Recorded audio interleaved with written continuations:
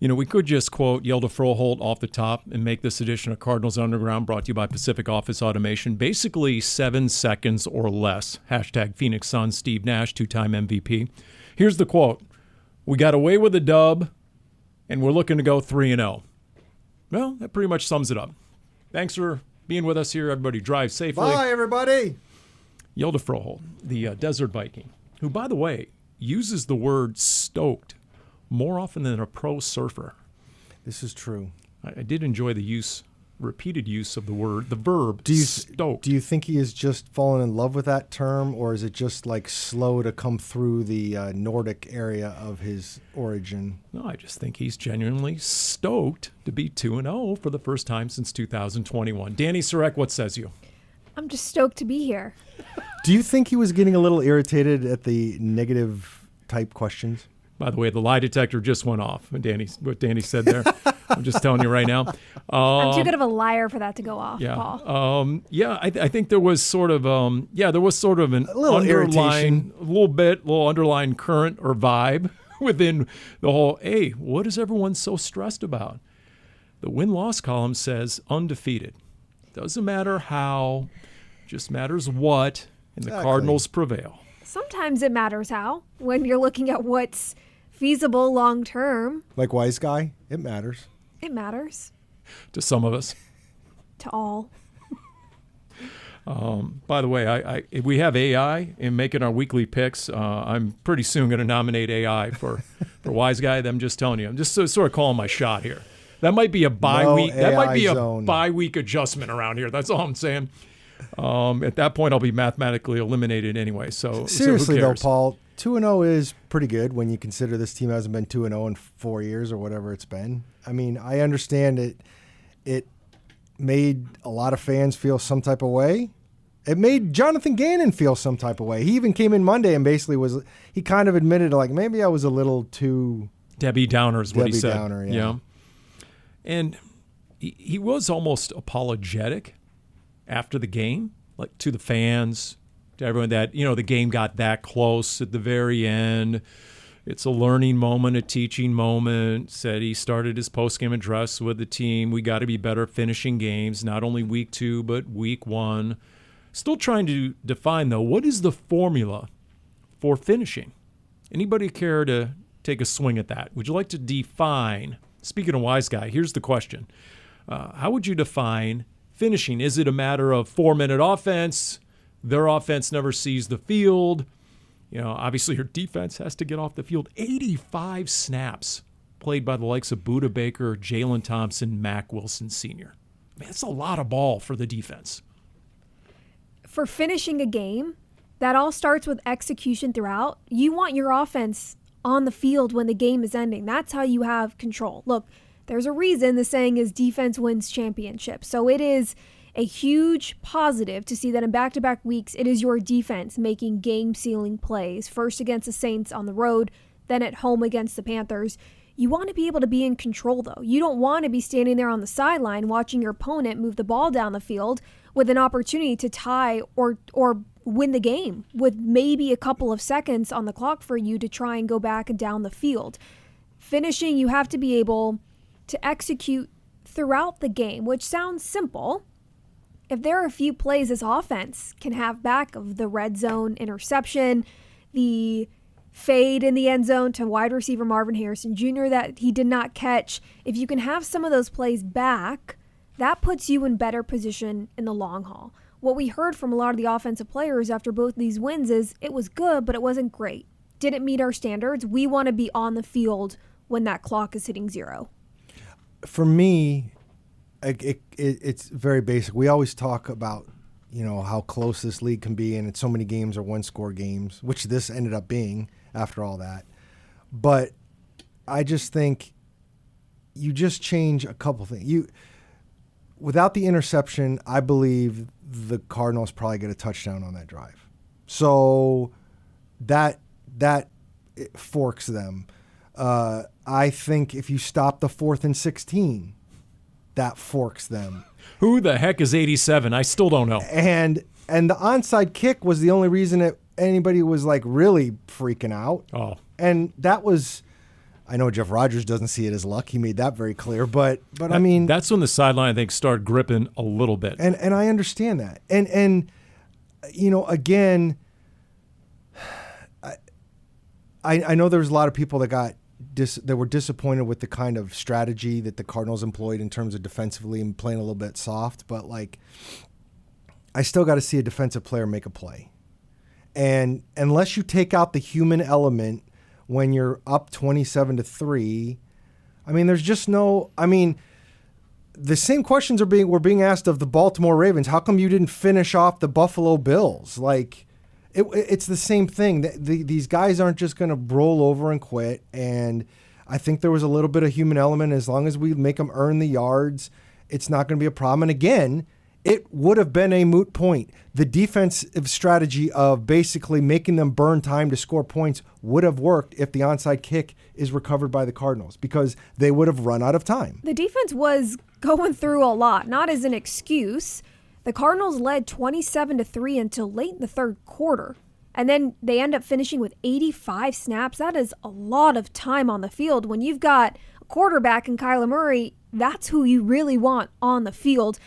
And look, it's dejecting as a defense, as a team as a whole, when you are watching as many players go down, as many starters go down as the Cardinals did in that game. That is a loss to not be able to finish that game without some of your starting defensive players. Cornerback Garrett Williams, cornerback Will Johnson got banged up. He went back into the game, but not having Williams out there is a huge blow. You lose defensive lineman LJ Collier during the game. Max Melton. So that defense was really going through it. So to already having to get through with that adversity and those adjustments, and you're constantly on the field, they deserve their props. Yes, you gave up way too many points in the fourth quarter. There were way too many penalties, 6 penalties in the fourth quarter alone by the Cardinals. Definitely things to clean up. They did their job, first and foremost. I do want to put this out there, though. The Max Melton thing hurt because that was early. But Garrett Williams and Will Johnson didn't go out of that game until the last touchdown of the Panthers. So you only didn't have them for that last drive, after the onside kick. Now, that's potentially incredibly painful going forward. But the injury thing, I just think that, Nick Rallis was saying, maybe I fell in love too much with rushing just 4 guys, and the Panthers were able to. There was no concern because they kind of knew what was coming with the 4-man rush, and I changed that up a little bit, and I do think he'll get better on that. You do want to see the 4-man rush be a little bit more effective when you know they're going to have to basically throw every down. You also want them to think, is what Nick Rallis said. You want the offensive line and the quarterback to think what's coming. Yes. Can't be quite that predictable. And it's not like the Panthers ran the ball. No. They didn't. No. They couldn't. No, and we said that after the game. If you look at the Cardinals' defensive game plan, they checked the 3 biggest boxes. 1, takeaways.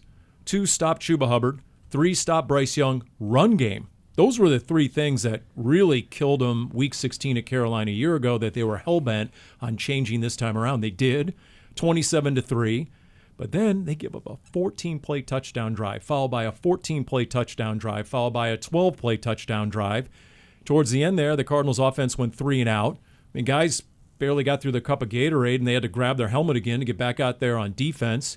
After the 27-3 lead, the Cardinals offense, not including the kneel down at the end, ran 12 plays the rest of the game. 1 quarter plus, 12 plays the rest of the game. So it's all intertwined. And, yeah, so like Paris Johnson Jr. after the game, we're 2-0, but that's not the way it feels. Yeah. For 2 reasons. 1, the way the game ended was way closer than it should have been. And then number 2, who wasn't left standing?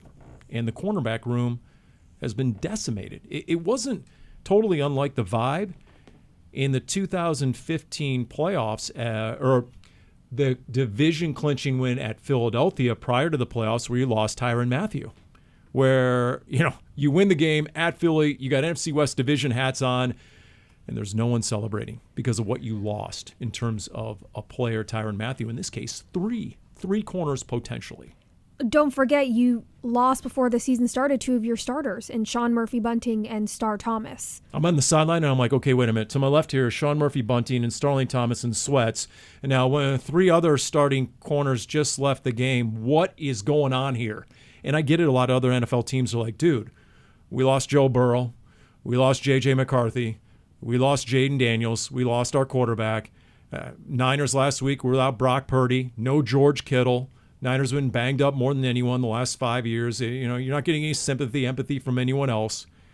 But it is confounding. It is vexing. It's frustrating when you're looking at 3 corners, potentially, who you weren't even sure were going to make the final 53. And that's going to be your trio on game day. At the point of us recording, we don't have any sort of injury update for those listening and wondering why we aren't providing more details, is we don't have those yet at the time of the recording. So hopefully we'll have those Wednesday when the head coach speaks to the media. You're going to have to figure something out. We don't know how long these players are going to be out.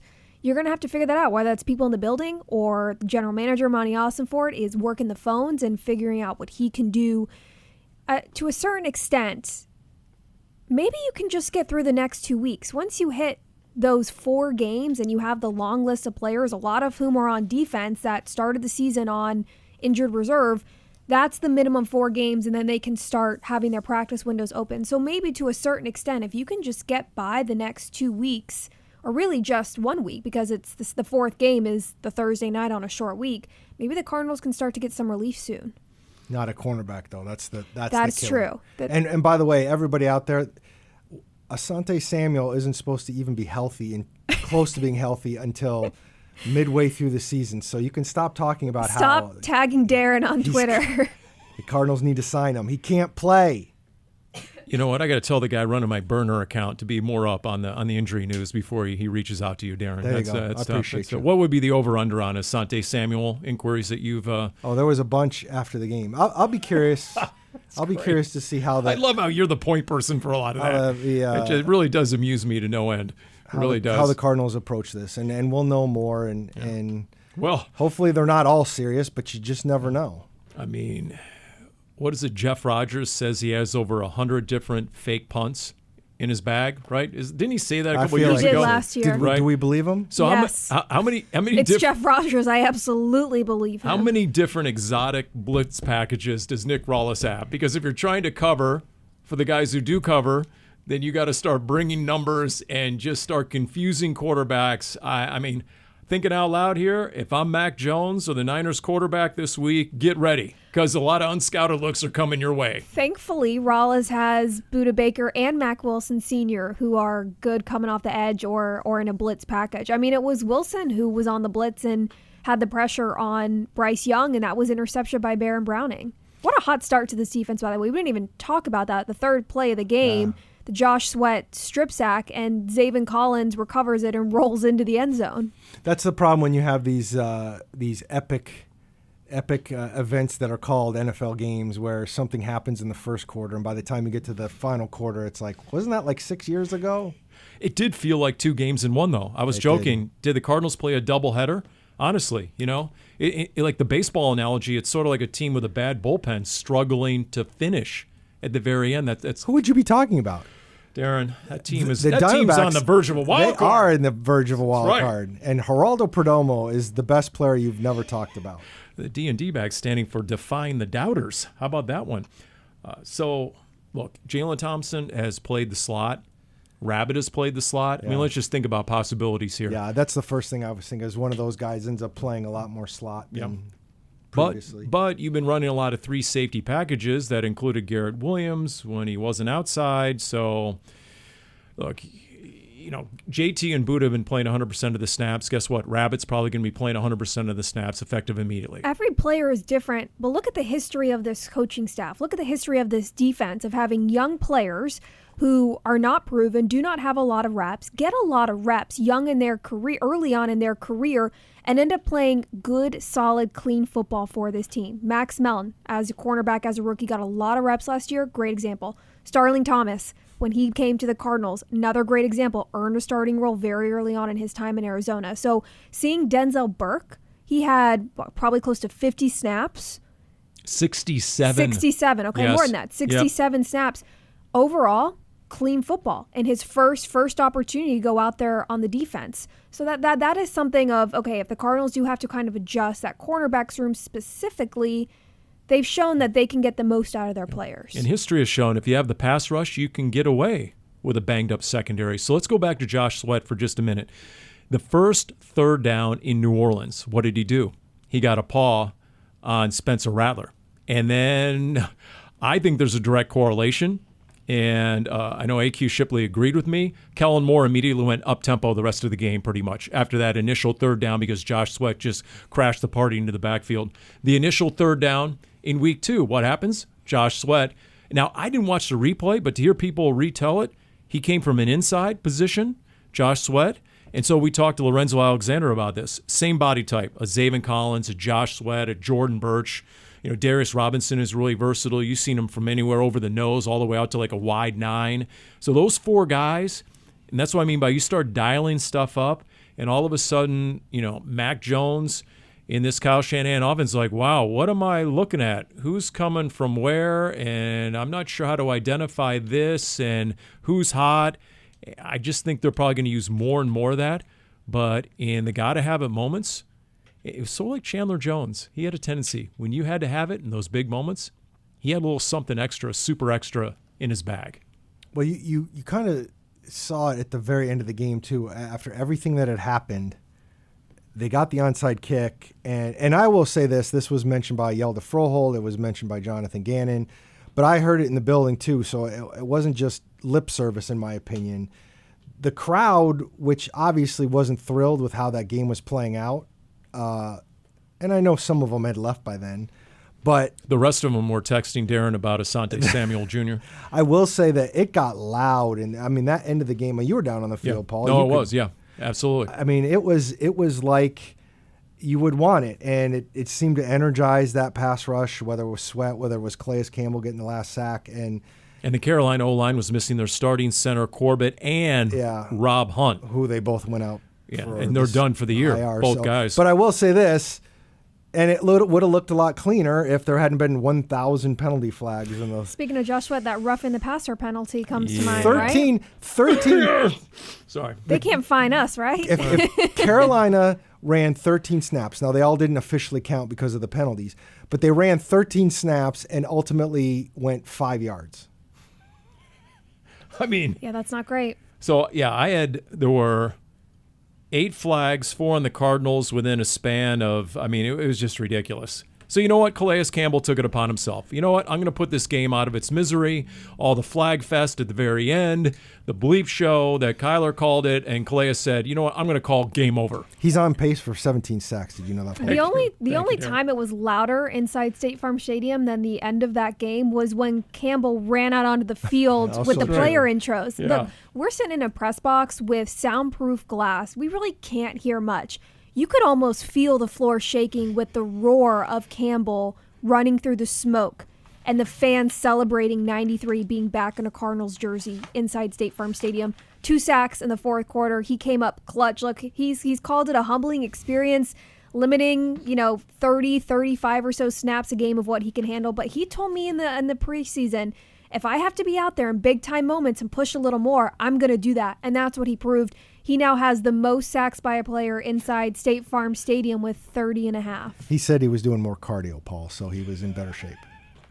He did say that. I enjoyed that. I imagine Calais just like on the treadmill, just walking in the morning with all the soccer moms. Yeah, exactly. So the stat is in his last 2 games played for the Cardinals at State Farm Stadium, he has 4 sacks, 4 quarterback hits, 9 tackles, 4 TFLs. Of course, those 2 games are 8 years, 8 months apart.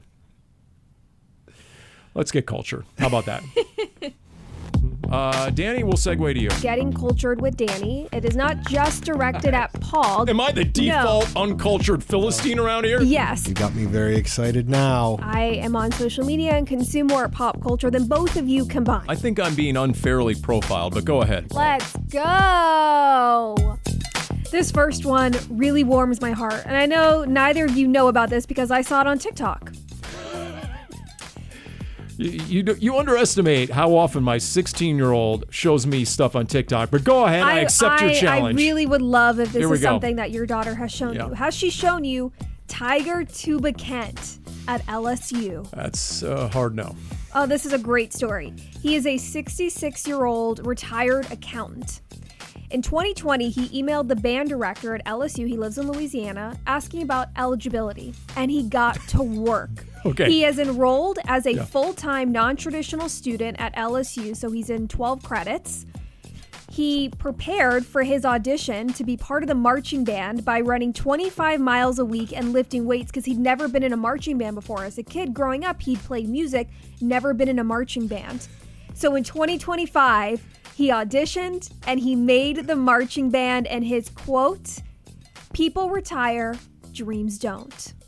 It's incredible. He's got this massive tuba. Yep. He's part of the band. Are we sure that's not winning behavior there, Dani? That's pretty good. I like that story. It can be both. So wait a minute. Whose cardio is better? The tuba player, the 66-year-old tuba player, or Calais Campbell, who, by the way, both are outside the 18 to 34 demo. Also true, very much. Just saying on that one. No, that's good stuff. That's a good story. Tiger Tuba Kent. I mean, first of all, to retire at 66 as an accountant, no math. I mean, enjoy yourself. Why are you taking 12 credits of classes? What is going on here? Because he wants to join the marching band. He has to be a student. Paul, I'm going to just, as with a wife who's about to retire from teaching and the conversations we've had, I think you need to be very careful about the actual boredom that does come with retirement. You better have a plan in place. Hobbies, we've talked about it before, You can't be underneath that 66 hobbies. Mustang all day, every day. Oh, no, I have a plan.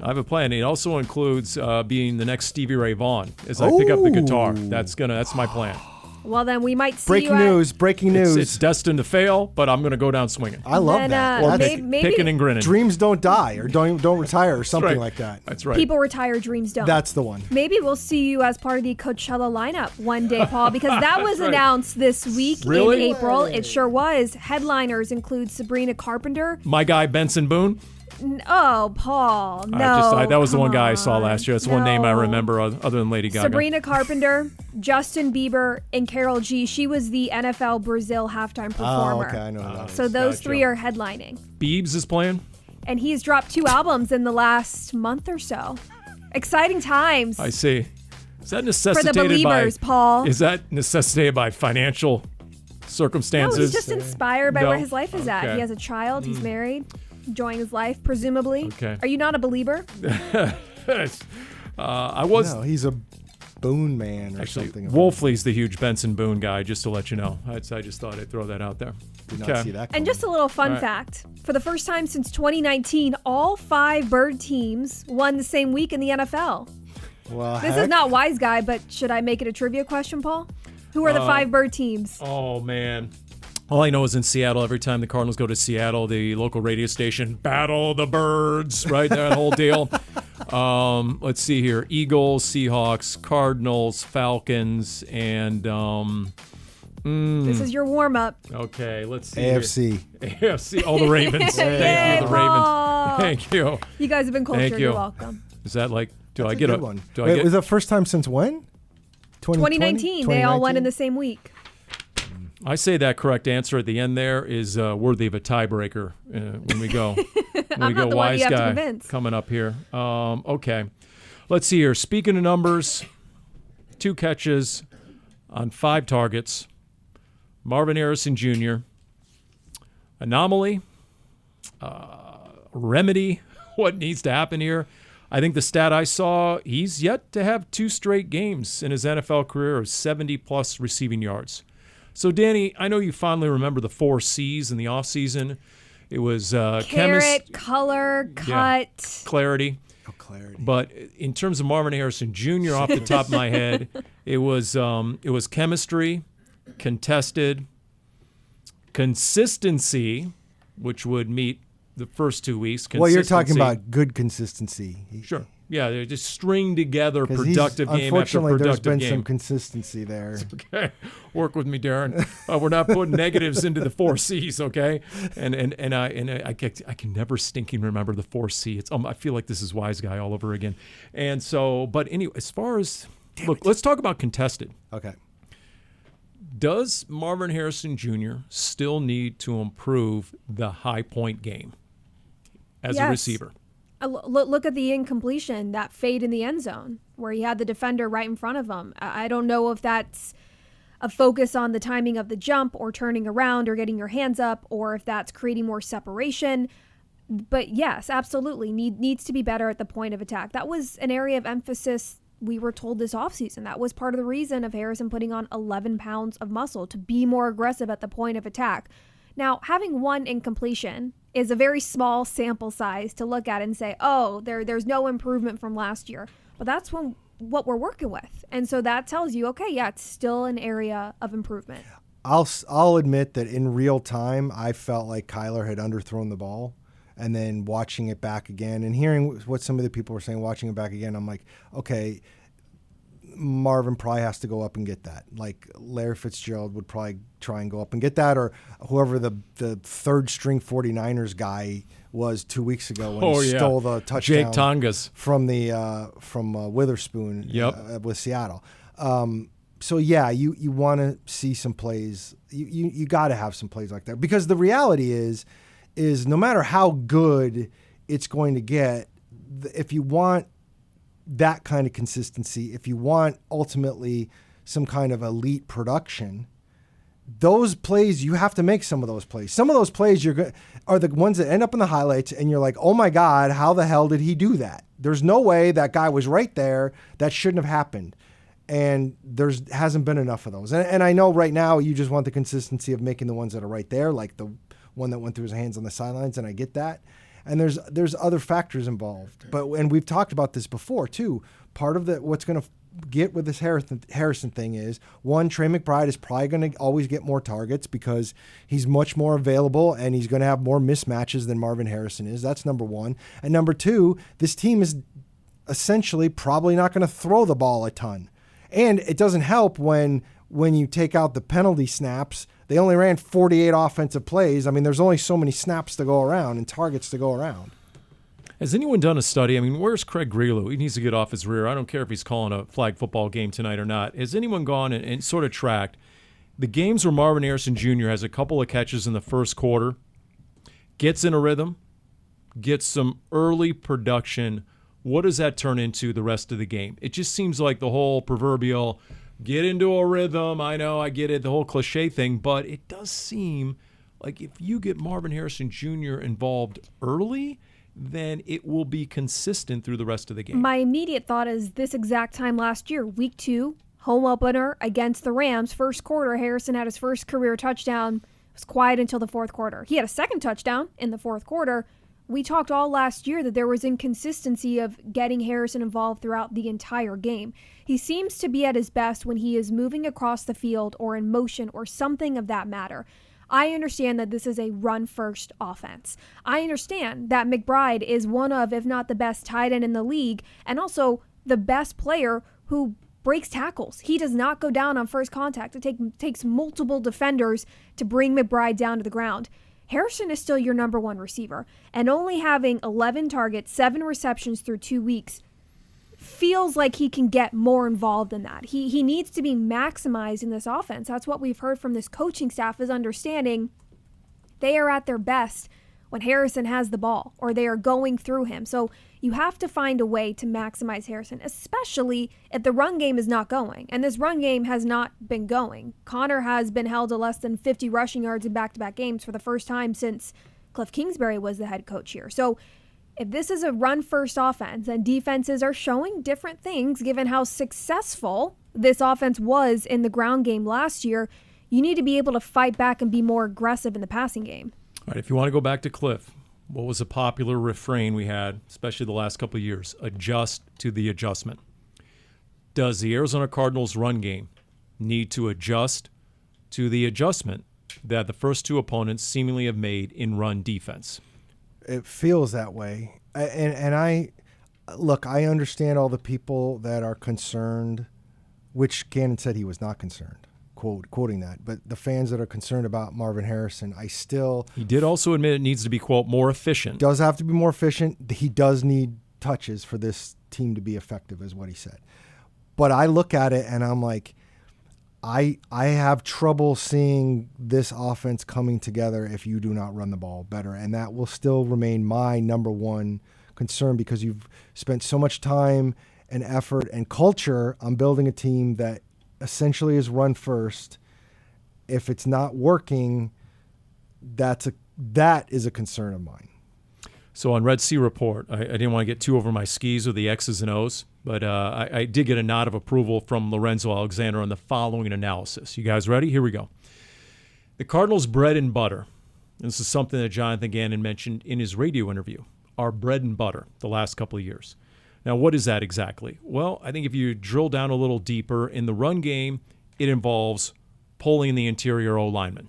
The guards, yell to Frohold on occasion, definitely pulling the tight ends as well. And you pull them and you run between the tackles. One guy gets a kick-out block, other guy gets a seal block on an inside backer. And based on my understanding, opposing defenses now are crashing the edge, bringing the linebacker downhill, doing everything they can to disrupt those pullers. So when you say adjust to the adjustment, like we've seen Trey Benson in particular bounce it outside a number of times. Well, maybe he's reading it correctly because all of a sudden the opposing defense has just made chaos in the interior line in their response. So now I'm curious. Don't think that Robert Saleh isn't well aware. Yeah. And so, okay, do you see a different type of run game? I know just personally speaking, and thanks for asking, guys, I would double down on James Conner anytime there's a 49er game. I don't know what it is about James Conner and the 49ers. He gets amped up. They seem to get his blood boiling. And so if you want to maximize the guy, we like to say, right, isn't just a player, he's a mindset, he's a mentality, and you want to go on the road, and one of the big reasons why the Cardinals have won, 5 of their last 7 in Santa Clara, including the 111 degrees a year ago. Very enjoyable. And the weather, by the way, is supposed to be much, much cooler. Yeah, I'll believe it when I see it. I made a few phone calls. This is the 49ers home opener. Yes. And while they're banged up, they are wearing white. They're going to have energy. They were smart enough this year. They learned their lesson. To go ahead and make sure they're wearing white in September. Although that's bad. We're after Labor Day, Paul. I see. Well, it depends on your choice of shoes and belt to go with the white. That's Once you get into winter, you can wear white again, in my opinion, if you wear it correctly. Well, especially in Arizona. I'm going to wear my white pants tomorrow. I won't judge you. Yes, you will. You absolutely will. I judge you for other things. the same white Not the pants color of your pants. That Darren wears golfing, right? Your golfing pants, is that what those are? I do not golf at all. I mean, where else do you wear the white pants, Darren? I wore them one time to my brother's wedding.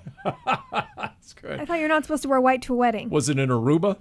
Well, I wasn't getting married. That's why you don't wear white. He was also getting married to the woman he's been with for 25 years. So whatever. All the bets were off. Wow. Okay. You know what? I don't know. Feels like a good time for a change of topic. I totally messed with you. I mean, I guess I'm mentally ready to take yet another L. Roll it. Go ahead. Backwards. Here we go. Paul. It's time for The Wise Guy, the world's fastest growing Cardinals quiz show. The stakes are low. The winner gets absolutely nothing. Here's your hostess with the mostest, Dani Sureck. It's my favorite time of the day, favorite time of the week. You know, the loser does get something. The winner might not get anything or nothing, as the big voice PA guy says right there. The loser gets ignominy. That's what the loser gets. Ooh, believe me. Good word. Believe me. Somebody used umbrage with me this week in the mailbag, and I was appreciative of it. I take umbrage with your point of whatever I made the point of. What was the word you used with Kyler Murray a couple weeks ago? You got a shout out for the big word. Didn't you use a big word? Someone gave you a shout out. Yeah, it was Kyler. I do not remember. It was canoodling, I think. No, wasn't it? It was not. Oh, I'm sorry. That was the Coldplay thing. Go ahead, Dani. I'm my bad. Darren, as our reigning champion from last week, pick your question. Number 2, please. In 1999, this San Francisco-based band teamed with the San Francisco Symphony to record and release a live album that went 5 times platinum. Boy, oh boy. I know I'm going to be wrong, and I know Paul's going to steal this, but I'll just say Huey Lewis in the News. I don't know. It's not a bad guess. Does Paul know this? My brother went to this concert, went to the recording. San Francisco's Orchestra, Symphony Hall, whatever, wherever it was, still won't tell me how much he paid for those tickets because he's the world's biggest Metallica fan. Way to go, Paul, with the steal. Mm-hmm. Yeah, Paul, you should have this in the bag. You're from the Bay Area. Okay. All right. See, now that's like 27-3. I'm up and I'm about to lose. Danny's trying to speak it into existence here. I had no idea Metallica was from the Bay Area. So now you know. Originally, before they moved to L.A. And then we semi-disowned them when they went to SoCal. Whoa. Okay, here we go. We are getting cultured here. Paul, K1. pick a number. Give me number 1, please. Thank you for your manners. It's bad karma if I don't have good manners. In 2006 and 2007, this former 49ers head coach was granted permission to wear a suit during select home games. Yeah, that's right. Dang it. Yes, he was across the way from Ken Wisenhunt and Todd Haley. I vividly remember. Mike Nolan. Damn it. Correct. Okay. Language now on I our got show, all kinds of Darren. pressure now.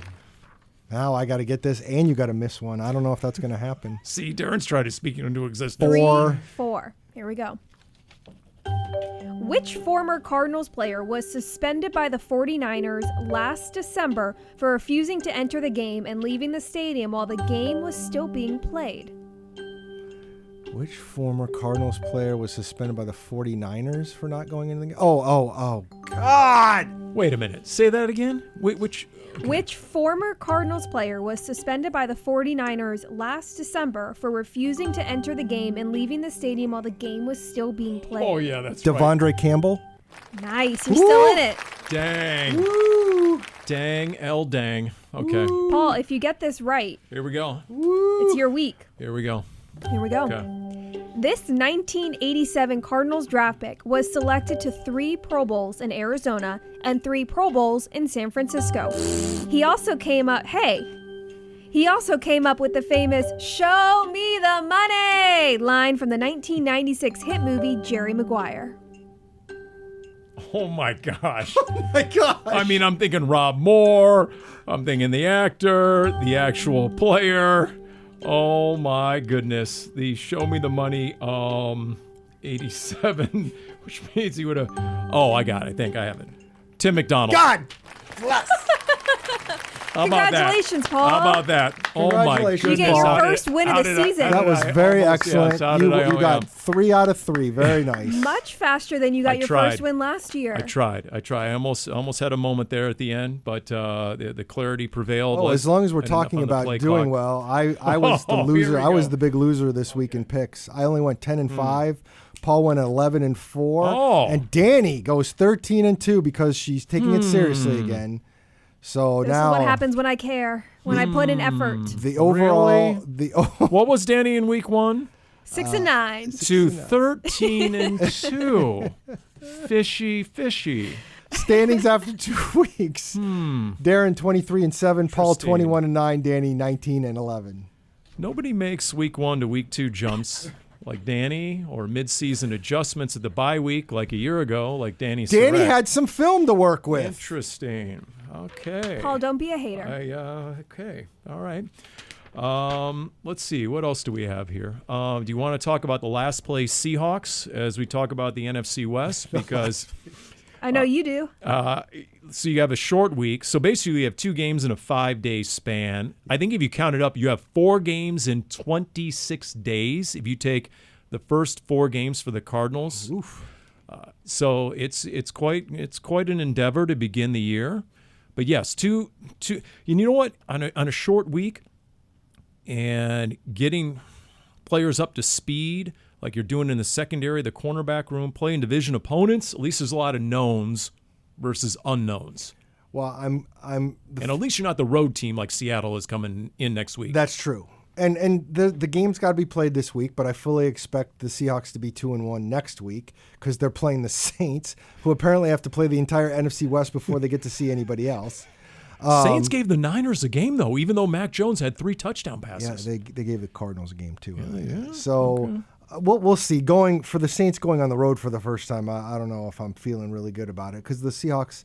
I think this division is going to be super interesting. There's 1 loss between the 4 teams so far. Obviously, that's going to get adjusted because the 49ers are playing the Cardinals this weekend. But, these are games, if you're the Cardinals, you got to be thinking strongly about, because the 49ers, as decimated as they are, they've looked okay. And the Rams are exactly what we thought, which is if Matthew Stafford is healthy, they're going to be pretty good. That's a surprise going into week 3 that Matthew Stafford is still standing right now with his back. He was really good last week, though.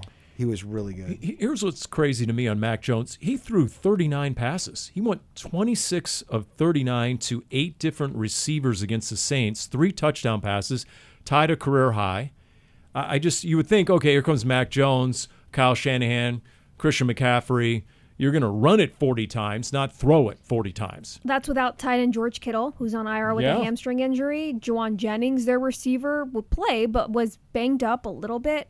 I say this all the time. The 49ers are a team you cannot ever count out, because we have seen with a Kyle Shanahan-led team, they are plug and play in a very impressive way. Whenever Christian McCaffrey has been hurt out of the backfield, they've had a running back that they can put in, and they seemingly don't miss a step. You don't have your quarterback, Brock Purdy, who's dealing with some shoulder and toe injuries, so they put in Mac Jones and leads them to a win. Here's another shout-out, because it can always get worse. It potentially can for the Cardinals cornerbacks, the fill-in guys. Juwan Jennings plays with the mentality of a middle linebacker. Like, that guy's a dude. Like, reminds me of Steve Smith Sr., some of the more amped-up, physical, aggressive. There's a reason Sean Murphy-Bunting and Juwan Jennings got into it last year. And Star Thomas. There's a reason. That was brewing all. Yes, at home, both of them. Yeah, that was percolating all game long. So if you're one of those 3 backup Cardinals corners, get ready for a game if you're matched up against Juwan Jennings, because he will block you and try and drive you into the ground to the echo of the whistle. It is. I could see Keitrell Clark getting a little feisty with him. Yep. So here's the little factoid that Craig Grialou threw out flexing this, and it's NFL research, really. Who gave it to you? I haven't heard of Craig Grialou. He plagiarized this from NFL research. The Cardinals joined the 2024 Steelers as the only team since 2020 to start 2-0 despite having under 300 yards of total offense in each game. So when Kyler says, you know what, I want to do more, we can do more, which is what he said post-game in New Orleans, what does more look like? We've talked about James Conner. We've talked about Marvin Harrison Jr. Is it that simple? Does it go beyond just trying to feature your stars a little bit more? I mean, if you're Kyler and you're Drew Petzing and you're hell-bent on getting rid of that stat right there and having more than 300 yards total offense against a stout 49ers defense with Robert Saleh running it again, Nick Bosa, Fred Warner, and company, I mean, what does that look like? Well, again, I'm going to go back to, I think they need to run the ball a little bit better. I think that's where it starts. But, I mean, it's not like we didn't see it. Like, those back-to-back touchdown drives, the one that was really truncated because you didn't have the time, and the other one that was really nice, and even the drive all the way up until Kyler threw the interception. True. I'm like, yeah, that's true. It's not like we haven't seen some of this stuff. We just, again, it goes back to what you were saying about the 18 C's. One of them is consistency, and you need consistency. And that's what we say when we talk about Kyler Murray. That's what we talk about when we talk about Marvin Harrison, and it's what we talk about with the offense. And I feel like we continue to talk about it. We've seen enough, which is that's almost part of the problem, is we've seen it enough times that you know it's in there to get at. It's not there so little that you're like, we have to make a change X, Y, and Z. That's why there's been frustration about being 2-0, because you know that this team can play better, because you've seen it yourself. It is that simple, Paul, is getting your stars on offense involved more, involved sooner. There's no way a defense can take away Marvin Harrison Jr. and Trey McBride and James Conner. Yeah, on some play, you have to be able to rely on one of your 3 stars. Or Kyler Murray, for whatever that might be, maybe using his legs. And look, I mean, in this game in particular, no George Kittle, because he is on IR, right? He's out. Yes, he's out. Okay, out. All right. So that saves Budda Baker and or Jalen Thompson. And I'm guessing if there's a spy on Christian McCaffrey, for example, in week 1, he had 31 touches against Seattle, had 140-plus scrimmage yards, rushing and receiving. He had 9 first downs week 1 against Seattle. And I know the Cardinals go to those division games a lot. So to me, that's a big deal. No George Kittle, because now Budda maybe is a spy on a Christian McCaffrey more often, perhaps. Don't know. Just speculating, perhaps recklessly. Also, Brock Purdy in week 1 behind that Niners offensive line, and we get it. Trent Williams, one of the all-time greats at left tackle. The rest of that line? Because Seattle pressured him more than 60% of his dropbacks, which was the highest rate in week 1 in any game. And I know talking a little bit, AQ Shipley and I discussed this on Game Plan JG's show, and he said a lot of that had to do with Seattle. They have a lot better defensive front. What he didn't say, and I'll just fill in the blank, are we sure? Are we all that sure about the Niners' offensive line, which has been an absolute backbone of their offense for so many years? I'm not sure what it used to be, and the Cardinals going in with their revamped defensive front. That's probably the first area I'm looking at in this game. I think that's fair. I mean, I think you need to. There's no fear factor. The Cardinals are very confident in themselves, and they're confident playing in that building.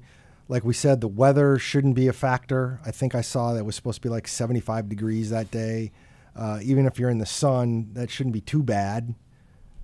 Maybe for you, Paul, but not for the players necessarily. Look, there's one team that goes in and wins that game a year ago on that full sun sideline for 3.5 hours. That's true. It's a team that practices right out there in 110 itself this time of year. It's my least favorite press box to do pregame radio from. That's right. Because the timing of our game is when the sun feels the strongest, and Darren happens to be on the side of the press box that has some sort of relief and shade by the stairs.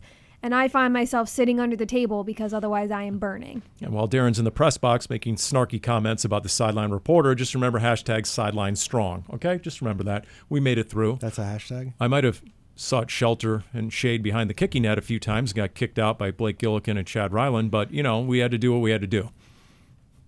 It's a big game, though. I mean, again, we're talking about NFC West, and we're talking about getting to the kind of start that you start looking at the schedule, Paul, and there's a couple teams where you're thinking, okay, this isn't that bad of a schedule, and it's like, okay, I know the Jaguars lost to the Bengals, but they're showing some stuff, and Brian Thomas isn't even doing anything at wide receiver right now, and the Colts look really good, and you got to go to Indianapolis in a couple weeks. Yeah. So. Yep. See, and that's the thing, right? Some of the teams aren't what you thought they were, but then other teams have defied expectations, the Colts in particular. I've seen at least 2 national shows. One was ESPN, I think the other was FS1, and the Talking Head shows, and the lower third graphic was almost identical. I don't know if one show stole it from the other, one network from another. What do you make of the 2-0 Cardinals? That seems to be the national narrative. Wait a minute. Should we pay attention to 9 2-0 teams? You can count them on 2 hands. How many 2-0 teams are left? Undefeated teams are left. Cardinals are one of them. And now nationally, people are trying to figure out, well, to your point, Darren, this is a big game, not only in the standings, division game, everything else involved, but if you want to try and establish yourself as someone worthy of that consideration. I mean, look at Washington right now, considered a power in the NFC, minus Jaden Daniels, and they don't look like they were. Minnesota Vikings, considered a real contender in the NFC. J.J. McCarthy, injured or otherwise, not so much. So those are 2 teams you thought were going to vie for, almost certain playoff teams in the NFC. Now, not even close to being a certainty. Every game is important. Every win matters. It doesn't matter how you get there. When you come to the end of the season, you're making a playoff push. It matters just how many wins you have in that column. When you're looking at the first half of this Cardinals schedule, though, before their bye week, week 9, week 8. Week 8 is the bye week. After week 8 is the bye week. Week 8 is the bye week. The first half of this season, the Cardinals have the advantage on every team. And 6 of these teams are playing with different quarterbacks than they did last year. And only one of those teams, the Green Bay Packers, made the playoffs last year. Now, the second half of this Cardinals schedule is very tough. And especially you're facing some quarterbacks who have been very successful in December when it really counts to make that push throughout their career.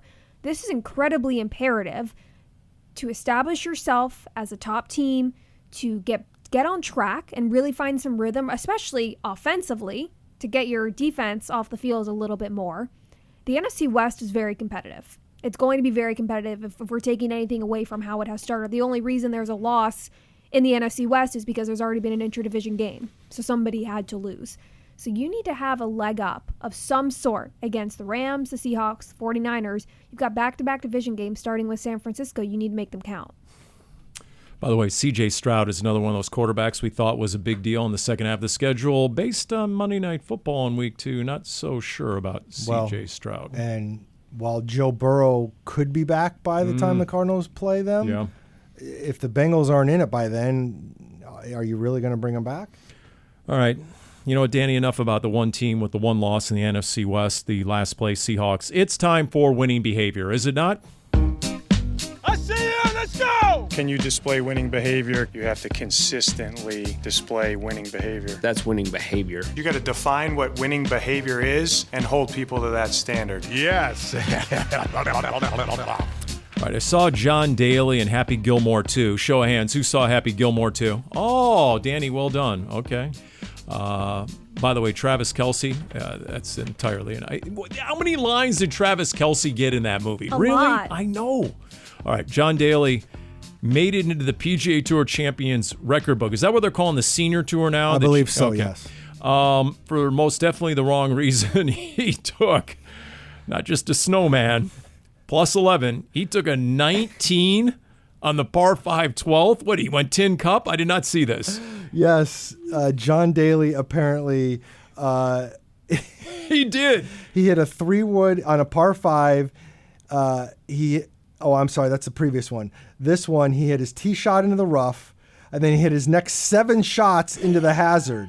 He finally cleared the water into more rough, his 17th shot on the collar of the green, and then got up and down for a 19. Up and down for a 19. Oh, my goodness. I'm trying to think of myself, okay. He had actually had an 18 once in his life, in 1998.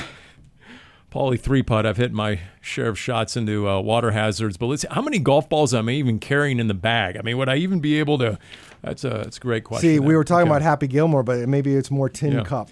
Yep, exactly. All right, Tom Brady has been in the news. See, I'm going to say this is not winning behavior. Speaking of Monday Night Football, there he was in the coach's booth with a headset on. Well, that's a whole different minority thing. owner who, by the way, called the Chiefs game the week before, right? I mean, you're talking about he called a division opponent. Now he's watching a division game.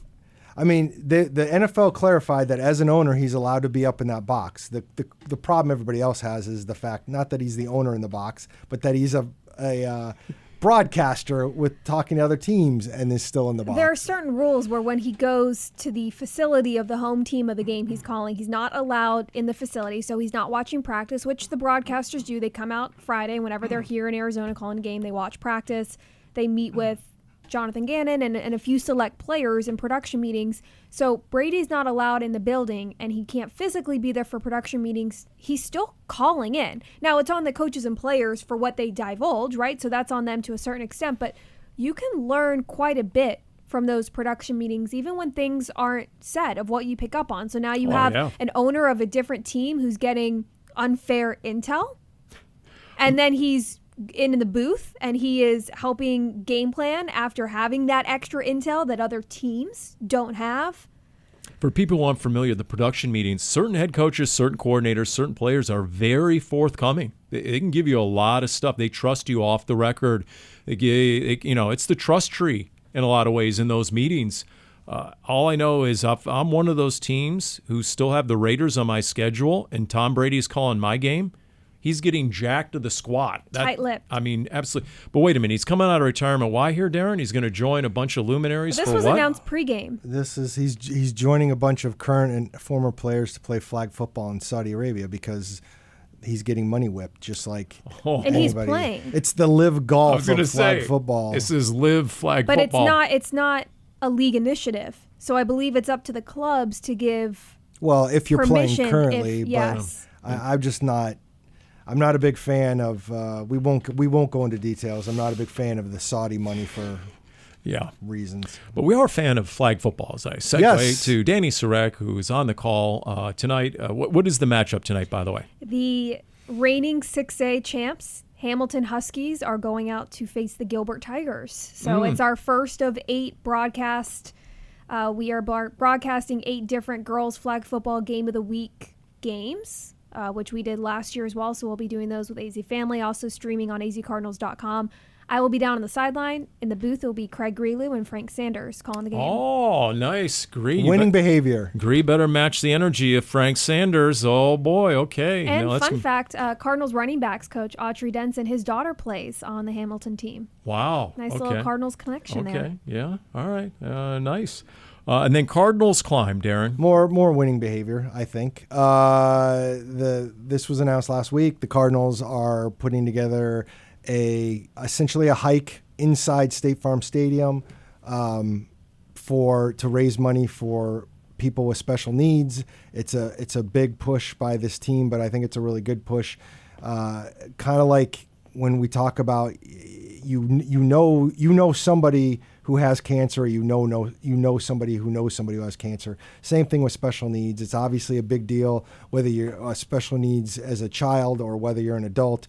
There's a lot that goes into that. So raising money for that, you can go to Cardinals Climb. I believe it's cardinalsclimb.com. AZ Cardinals. I'd have to double check on that. I will get that information into the descriptor here. Cardinalsclimb.com. To cardinalsclimb.com. Okay, I was right. And you can sign up to donate money, or you can take part in it when it's in February and head over to the stadium and climb around. But I think that's a cool thing. That's definitely winning behavior. Yeah, that's really cool. That's really well done. I mean, it's almost like a Tillman run, a little bit, right? Yes. A little bit of that. A little bit. Obviously, raising money for a different thing, but still like the Tillman run, this is an important cause. And again, there's just so many people out there that need something like this, that are either have special needs, or you have family that is trying to take care of these people with special needs. And there's a lot that goes into it. And so, yeah, to be able to raise money for that, I think is a big deal. I mean, other than the press box, the booth, and then the sideline, I've really never been anywhere else in the stadium in 20 years. So this will be good. You know, I'm going to sign up for the most ambitious one. When we used to... You might have to carry me off the mountain. When we used to stay at the hotel for training camp that was right across from the stadium, one of the last things I would do for every camp is I'd go run the stairs one morning of like the last day or whatever. So it's a test. Also a test, Omo let us know while we were talking about all that the high for Sunday has gone from 76 to 85. Well, I'm sure it'll continue to climb. Really? Just all of a sudden, Bring your almost 10 sunscreen. degrees? I think that's a bunch of hooey, and I'm glad I'll be in the press box. Okay, so is this the same person who's been making Dani's picks from week to week? I mean, what is going on? The variance here, I mean, is striking, isn't it? What's the margin of error in the Bay Area, the San Jose, Santa Clara meteorologist, National Weather Service? I don't know. Did they take money away from the forecasters, and that's why we're getting poor? I don't know. By the way, I do think, here's my conspiracy theory. The game book says one high temperature for last year, 89 degrees. And then I went and I tried to search out online, both AI and a Google search, what is the official high temperature for October 6, 2024? I can't find it.